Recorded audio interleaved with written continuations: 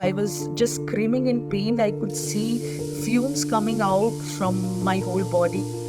These women have experienced horrific crimes. Their attackers wanted them to suffer. She threw something on me and ran out. Then it just started a burning sensation like fire.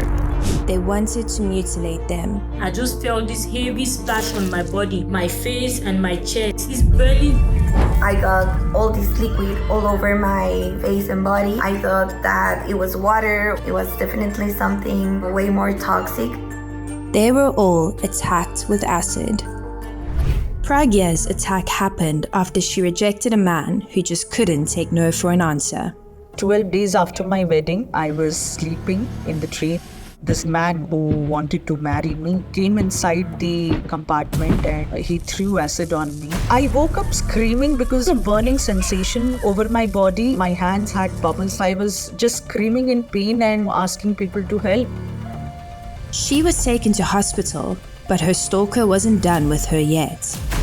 My attacker followed my ambulance to the hospital and came inside the ICU to put 2 more bottles of acid.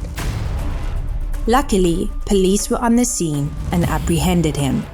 There were police outside the ICU, so they got hold of him, and that's how he was caught. Pragya spent 17 days in the ICU. I had 47% of burns. I didn't have eyelids. I underwent 17 reconstructive surgeries.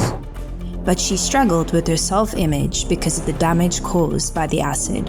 When I got discharged, I saw myself in the mirror and I just got scared. People used to stare at me. There were days I just wanted to end my life.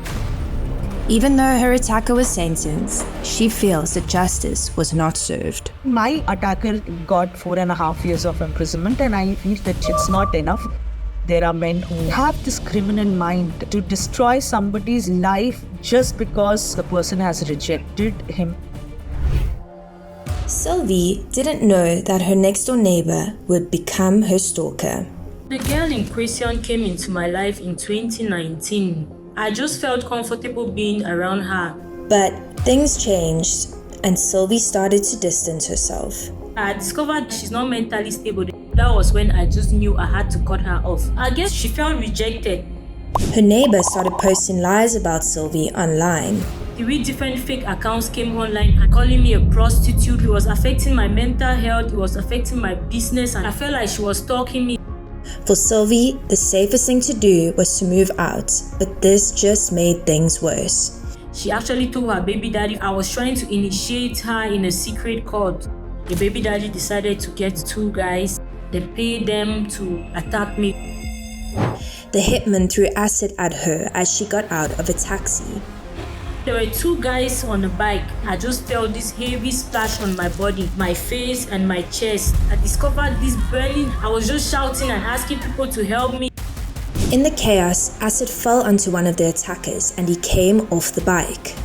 His accomplice left him behind and he was caught by the police. They took the guy down to the station and he confessed about everything. They were hired by my crazy neighbor. And when her neighbor found out Sylvie knew the truth, she fled the country. I do have a warrant of their arrest, but we haven't been able to get justice. I didn't think she was that kind of a disturbed human being. For Tracey, it was her partner's jealous ex who had it out for her. Me and my boyfriend just had a baby, and my son was like 4.5 weeks. The new parents went to a party, but after 20 minutes, the unthinkable happened.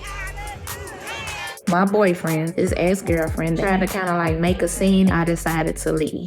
I seen her walk past with a martini glass.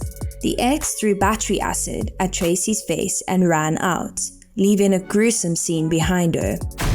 Then it just started a burning sensation like fire. I took a deep breath like, and I instantly started blowing it out my nose, my face, my eye. It was bubbling. My clothes are melting off me.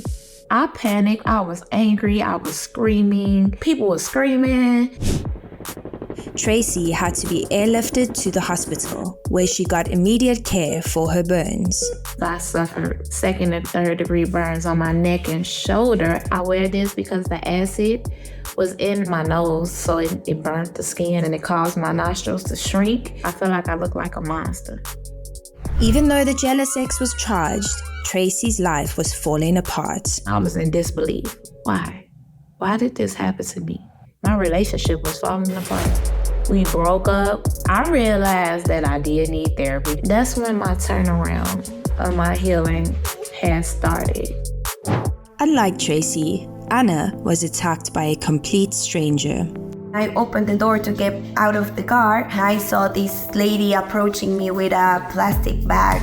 She said, "Hey, I am selling desserts." She was really insisting for me to buy. I was refusing. I kept on walking to the door of my house. The woman threw a liquid at Anna's face. I couldn't understand what was happening. I ran into my grandparents' room and I was just screaming. My skin was changing of colors, like really, really fast. I could feel my body collapsing. Anna was rushed to the emergency room. And I remember all the doctors and nurses like just running towards me. And from there, I don't remember much. I just collapsed and I had third degree burns all over the face, in my arm. I would not be able to see again with my right eye. That was a huge shock. The first time that I saw myself was an accident in the mirror. And I started asking, why me? Tracey, Sylvie, Pragya, and Anna have endured what most people couldn't even imagine.